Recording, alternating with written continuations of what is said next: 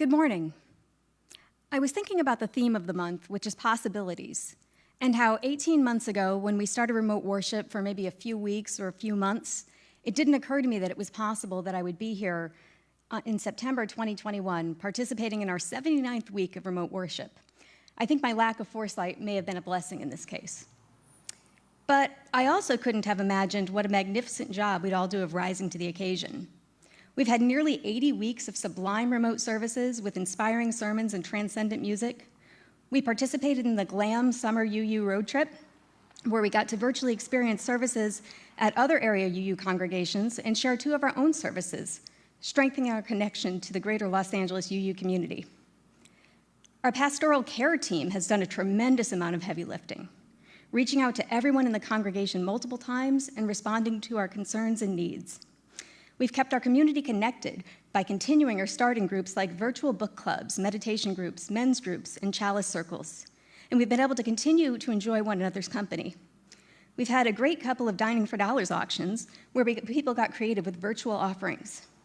We had a large number of members participate in Beloved Conversations as part of our effort to be thoughtful about our anti-racism and anti-oppression work.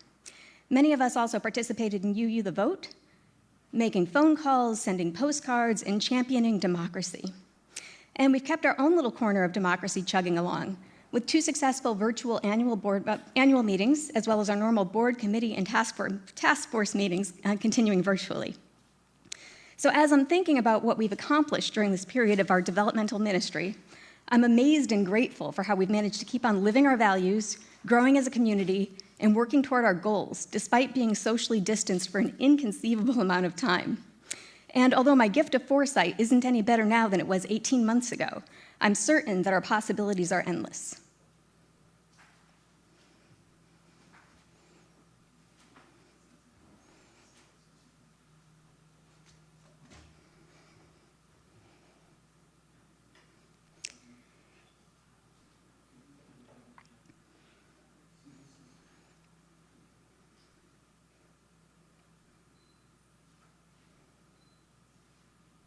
Good morning.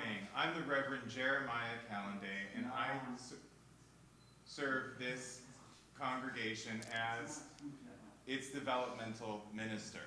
Our entire worship team is delighted to be worshiping with you for this morning's service. Let us light our flaming chalice together. If you have one at home, you're invited to light it at this time.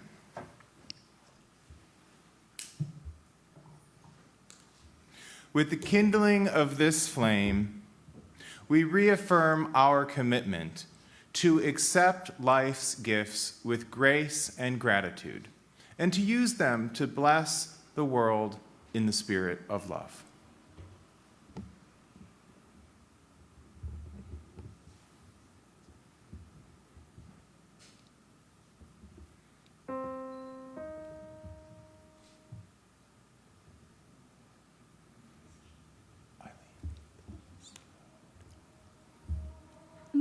Star arising,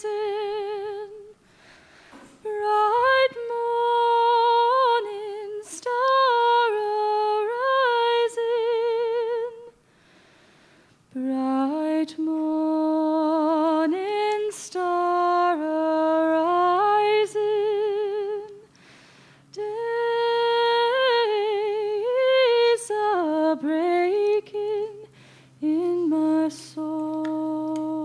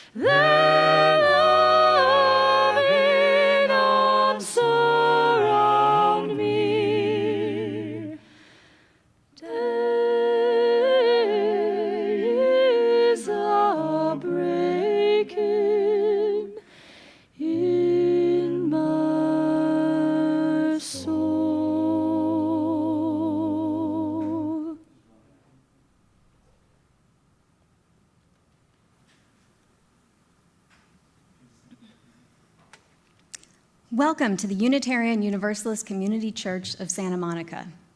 I'm Eileen McCormack, your Board Vice President and Worship Associate for this morning. We're delighted that you've joined us in our online sanctuary this morning. The worship team is in the sanctuary and in the garden, and you are on your couch, in your bed with a cup of coffee, or perhaps in your yard, enjoying the final days of summer.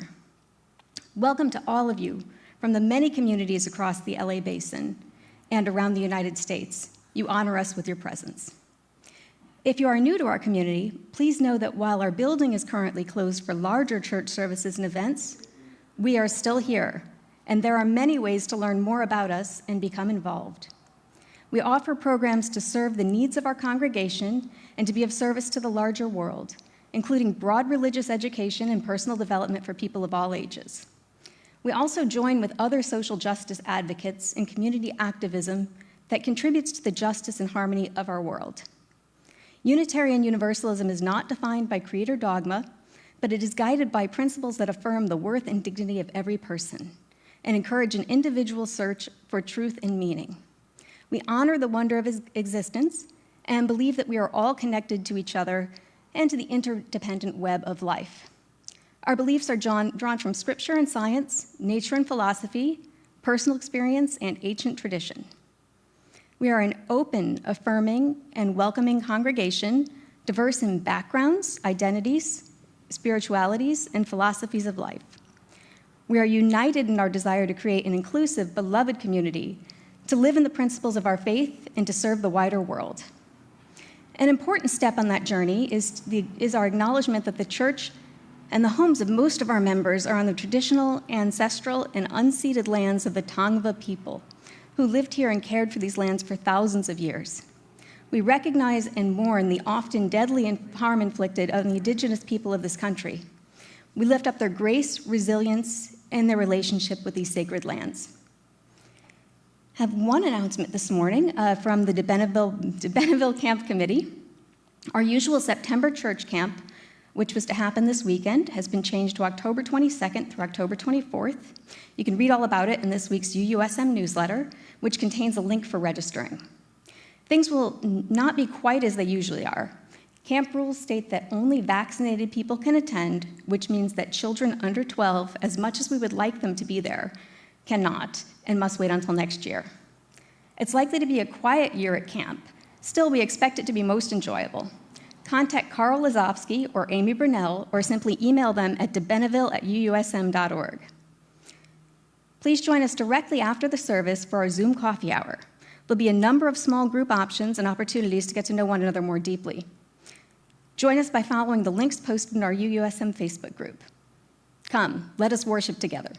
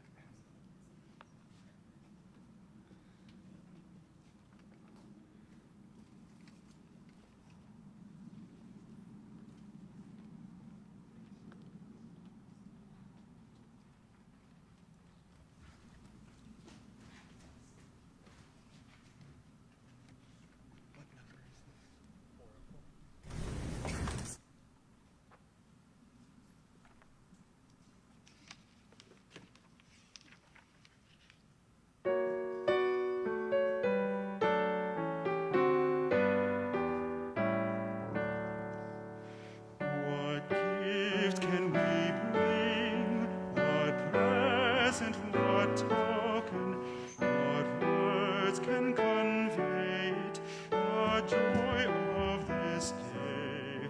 When grateful we come, remembering, rejoicing, what song can we offer in honor and praise? This gift we now bring, this present, this token, these words can convey it, the joy of this day. When grateful we come, remembering, rejoicing, this song we now offer in honor and praise.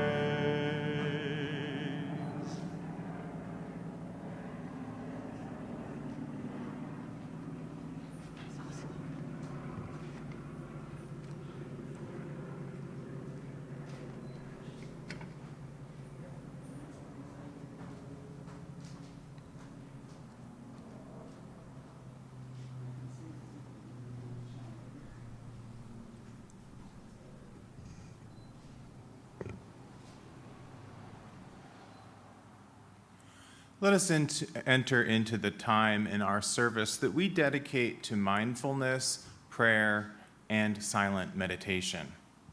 As we begin, I'd like to share a few brief joys and sorrows from our community. Please hold Ron Crane in the light of our beloved community as he recovers from a mild stroke. Ron, we wish you well and hold you with thoughts of healing. We're happy to extend congratulations to Cynthia Cottom. 11 of her paintings are in the current exhibit at Emeritus Gallery. Congratulations on this accomplishment. Now let us center ourselves and breathe together. Please sit comfortably, perhaps with your spine straight and your feet firmly on the ground, and your eyes closed if you so choose. You're invited to connect with your breath and to bring your awareness to your heart center. Last week, we practiced breathing and dwelling, and I'd like us to do that again as we find ourselves living through these uncertain and unstable times. We return to our center, holding our awareness at our heart space, when we breathe and dwell. This can be a quick spiritual practice with which to find calm and stability anytime and anywhere, well, perhaps not while driving. So breathe and dwell within, finding your centeredness and expanding the spaciousness of your heart. Breathe and dwell. Breathe and dwell. Now, in this state of peacefulness, let us lift up those in our community who are in need of replenishment or healing, those who are alone or afraid, those who feel that they are in a narrow place. Many of us acutely feel the stresses of this time, so let us imagine ourselves extending our peace and calm to everyone in the community, and especially those most in need. Now let us imagine ourselves extending this relaxation and deep peace to all of our neighbors, beings of all kinds, and especially those most in need. Now, may this centeredness and serenity extend as an offering to everyone, everywhere in the world, especially those most in need. Let us continue to breathe and dwell in the immensity of this embrace of peace. We join together now for a few brief minutes of silent meditation.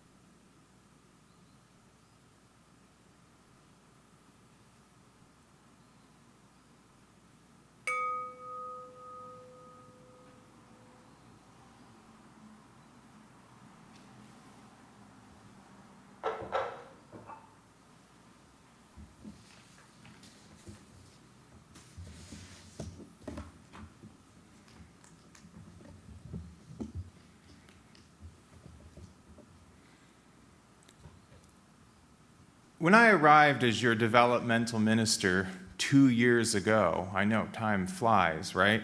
We talked about the purpose of spiritual community and the work of developmental ministry. Spiritual community is a means by which we can live into the world with a greater wholeness by mindfully embracing what has been, what is, and what may be. Living in beloved community asks us to nurture bonds of love and caring that extend across distances and through time. When we embrace what has been, we are asked to cherish and honor those who came before us and all that makes us who we are as a gathered religious community. Nurturing health and wholeness also means we recognize when we've made mistakes or fallen short of our high aspirations, and we strive to do better and integrate those learnings so we evolve out of old habits and maladaptive behaviors that may be harmful. We're also called to nurture growth by encouraging the good and celebrating our accomplishments. To live with what is, we're asked to enter into an ever deeper awareness of life, to open our beings to all of the miraculousness and mystery and wonder and awe that exists alongside the brokenness of our world.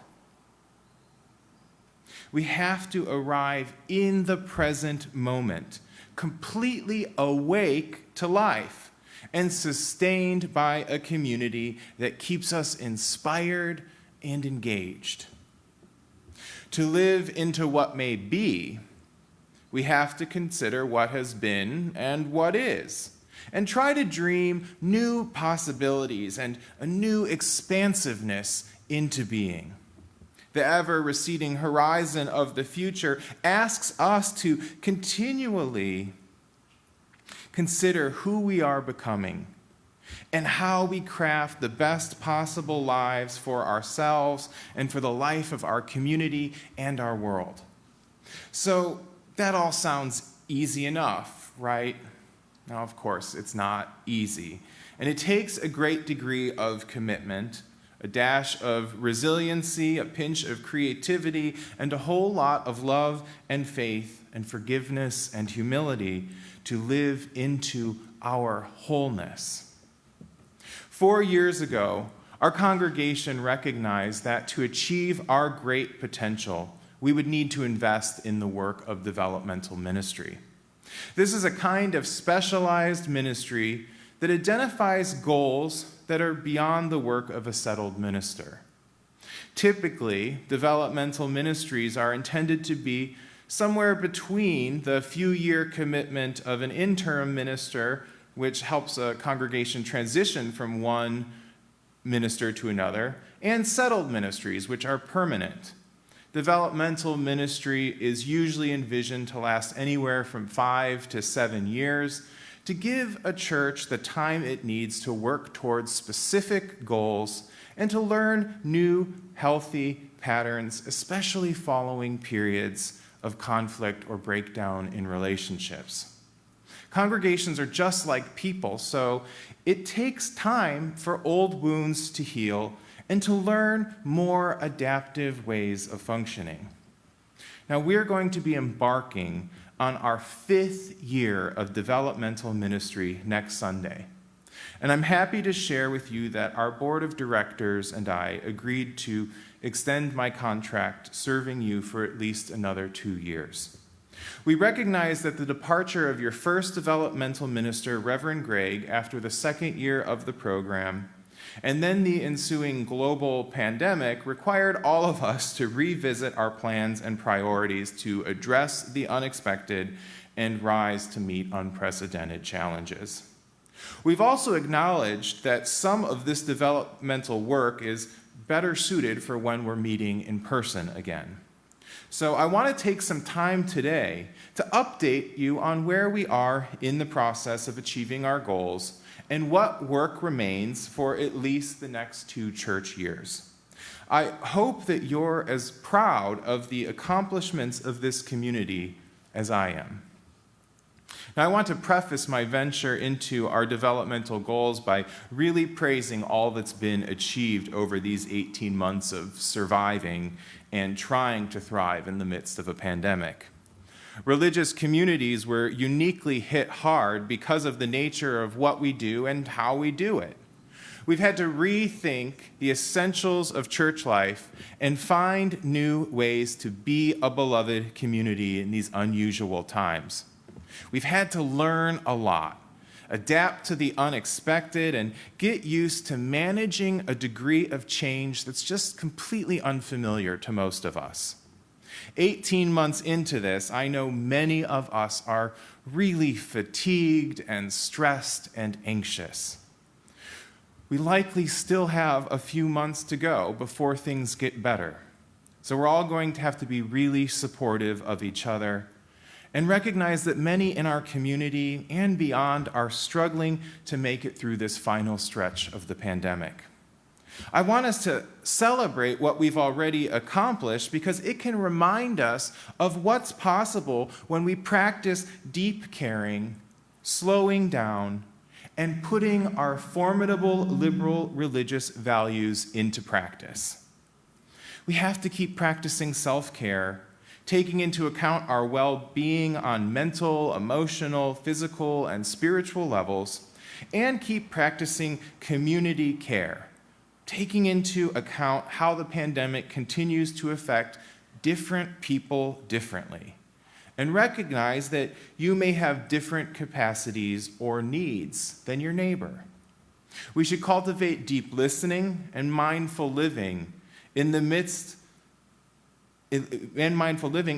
ahead as we discern how we can best show up in support of each other. How we care for each other in challenging circumstances is far more important than the speed at which we make progress on institutional goals. Now, our congregational leaders discerned 5 developmental goals to help us achieve optimal health as a religious community. Each of these goals is further subdivided into specific objectives and tasks that we hope to achieve over the course of the ministry. Now, I should mention that these goals are understood to be the work of the congregation, and the community taking ownership of them is of the utmost importance. A developmental minister is simply a minister who has specialized experience in these areas of church life and can help to facilitate the process. The work is ultimately that of the congregation. We recognized in my first year with you that we would have to include anti-racism and anti-oppression as work that is at the heart of all of our developmental goals. Our new Intersectional Anti-Racism and Anti-Oppression Commission and our community's engagement with the Beloved Conversations programs are helping us to better understand the dimensions of this work and all that we do as a religious community, coming to terms with who we've been, who we are, and who we strive to be. Now, our first goal was to deepen relationships to self, to others in the congregation, and to the broader community. Our objectives included practicing empathy, humility, and compassionate communication as a path to honesty, inclusivity, and ways to move through conflict constructively. We want to explore the range of UU identities, cultivating appreciation for perspectives that are unfamiliar, deepen and encourage broader ownership of a shared pastoral care program, and develop adult faith formation to cultivate curiosity and cultural competency. Now, we've made progress on most of these objectives. Our Healthy Congregations team has equipped our community to engage in constructive and healthy dialogues, and they're available to intervene before conflict escalates in the community. Our Sunday services have explored the variety of traditions and spiritual perspectives that make our liberal faith tradition so rich and expansive, from humanism and Hinduism to Buddhism and Christianity. We've encountered something of the great diversity of religious life. Our pastoral care program has grown significantly, and we've done more outreach in more ways than ever before. Our adult faith formation program remains strong and has made some incredible offerings to our community in the past few years. Now, our second goal is related to the first, and it's to continue deepening our congregation in covenantal relationships. Those are those promises that we make to each other. Now, our objectives included assisting leaders in creating the emotional space where people speak up and feel invited, connected, and supported and involved. To develop and strengthen the skills to address ineffective communication and maladaptive behaviors. Again, to deepen our entry into our pluralistic UU heritage, to continue overcoming polarizing ideologies that have sometimes gone unchecked in the past, and to learn better ways to express hurt and discomfort without blame, shame, or triangulation, and without threats of statements of withdrawal and stonewalling. Now, our Healthy Congregations Covenant helped us to articulate the quality of relationships we strive to sustain among ourselves. It also provided a mechanism for accountability when we experience problems. Our Healthy Congregations and pastoral care teams fortified this work and created institutional resources for when we fall into patterns that are maladaptive. Our board of directors has modeled supportive and shared leadership through these most difficult of times. Our third goal is examining and redeveloping our church's systems and structures. Our objectives included work to complete establishment of charters for all of our committees, rewriting our bylaws and policies to move beyond a hierarchical culture and distrust of authority, teach leadership in all aspects of volunteerism, including how to think systematically and work interdependently, address the overfunctioning of staff and key lay leadership by spreading volunteer responsibilities more evenly throughout the membership, and develop a clear path from visitor to leader that conveys rights, responsibilities, and meanings of membership. Most of our major committees, commissions, and task forces have articulated charters and covenants and learned the proper structuring of authority and lines of communication within the congregation. Our Bylaws Refresh Task Force is studying UUA recommendations in other congregations and is beginning to draft new proposed bylaws to bring them into alignment with current best practices. We've offered a number of opportunities to learn leadership skills, and we've started recognizing and celebrating the leadership that already exists among us with our annual awards. Now, addressing the overfunctioning of staff and congregational leaders has been a challenge in the midst of the pandemic, but we have centered sustainability, spaciousness, resiliency, and regenerativity as principles in how we aspire to serve and lead together. Our Faith Forward program has built a comprehensive pathway to membership, but we still have a way to go to fully realize its potential given the limitations of our present circumstances. Our fourth goal is financial unity, vitality, and commitment. Our objectives include grounding our financial planning in our mission and vision, continuing to raise financial awareness and reducing shame about money, continuing to clean up restricted funds and eliminate directed donations into the operational budget, developed a planned giving program to cultivate bequests and contributions to the endowment, and continue on a path to end deficit spending by 2022 and become a UUA fair share congregation paying full dues by 2022. Now, the good news is we have remained financially vital in the midst of unprecedented and unanticipated hits to our income and the ways that we're used to raising money. It's been with your great generosity, creativity, and sense of abundance that we've maintained a solid financial foundation. Our beloved treasurer, Vilma Ortiz, has also helped us to model healthy financial practices, flexibility, and non-anxious financial leadership. Now, we still need to develop a planned giving program, and we're planning to become a UUA Fair Share congregation next year. But we recognize that the pandemic is requiring that we extend the period that it's going to take to end our deficit spending. Our fifth and final goal is developing the mission and vision of the congregation. Our objectives included re-examining and redeveloping these core statements of the congregation and exploring ways to move beyond being an I church and to begin becoming a we church of broad shared ministry. We had hoped to begin the mission and vision work last year, but we decided we should wait until we could meet in person to have the kind of soul-searching conversations about who we are, what we're about, and where we're going. We hope to begin that process this year. Our transition from an I church to a we church is a major cultural shift, but I think one of the bright spots in the pandemic is that we've recognized just how deeply we care for each other and learn that what unites us as Unitarian Universalists is far greater than what we thought divided us. We're living into being a we church with a strong sense of shared identity, mission, and vision, but work still remains. I think this work is the most exciting because it allows us to really be the living tradition, a living tradition that's continually evolving and rising to meet the challenges of the day.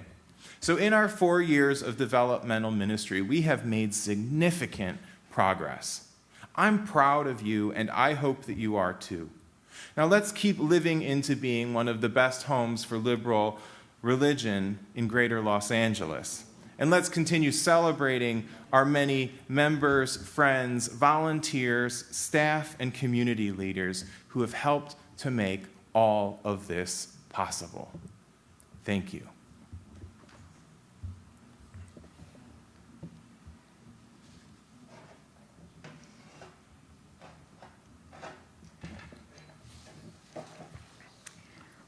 We come together for more than ourselves.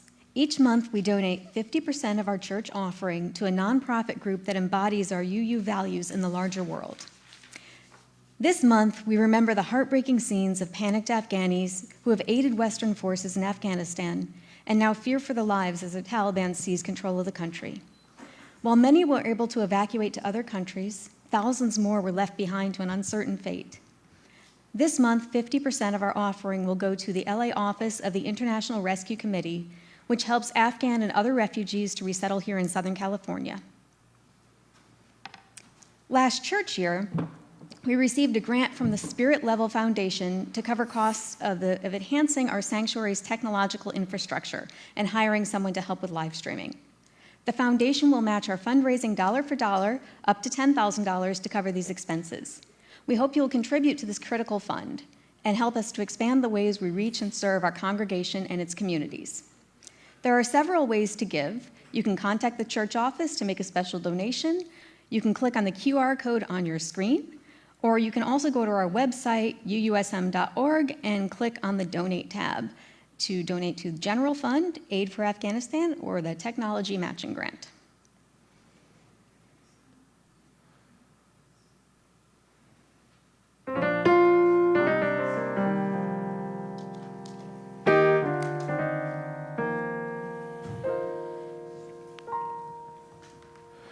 If I had a hammer, I'd hammer in the morning,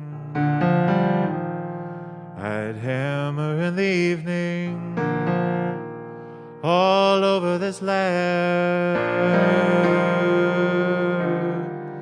I'd hammer out danger, I'd hammer out warning, I'd hammer out the love between my brothers and sisters all over this land. If I had a bell, I'd ring it in the morning, I'd ring it in the evening, all over this land.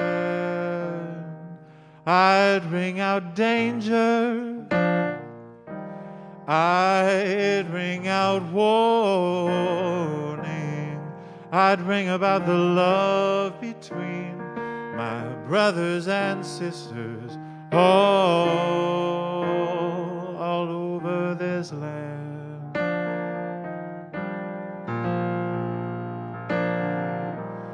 If I had a song, sing it in the morning, in the evening, all over this land. I'd sing out danger, sing out warning,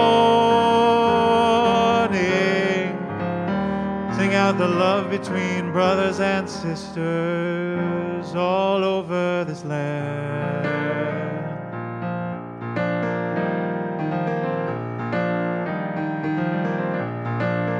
Well, I've got a hammer, I've got a bell, and I've got this song I always sing all over this land. It's the hammer of justice, the bell of freedom, the song about the love between my brothers and sisters all over this land. Oh, oh, oh, oh, oh, oh, do da do do, la da do da da do da da da do da da do, la da da do da da do, la da da do.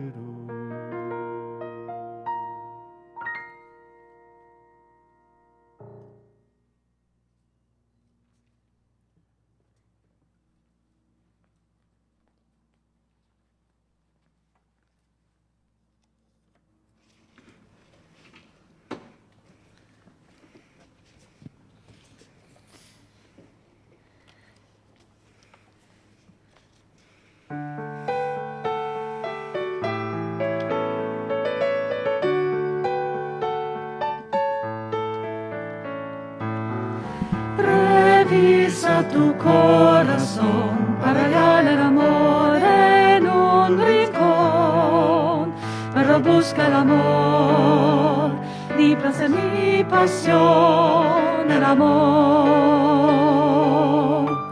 lo que es el otro bien. Busca el amor en ti, se multiplica si lo repartís. Busca el amor en ti, solo el que ama puede ser feliz. Busca el amor en ti, se multiplica si lo repartís. Busca el amor en ti, solo el que ama puede ser feliz. Busca el amor en ti, en ti. Registra tu alma cuando cambia el voz del corazón y te estalla la voz, júntatelo de sol el amor, la que es el otro bien. Busca el amor en ti, se multiplica si lo repartís. Busca el amor en ti, solo el que ama puede ser feliz. Busca el amor en ti, se multiplica si lo repartís.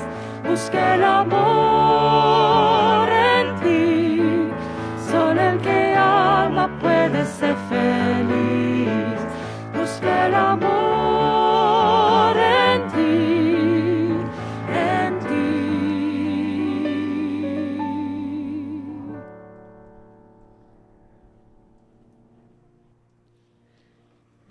peace. Hold fast to that which is good. Return to no person evil for evil. Strengthen the faint of heart. Support the weak. Help the afflicted. Honor all beings. May you go and be blessed, and may you be a blessing.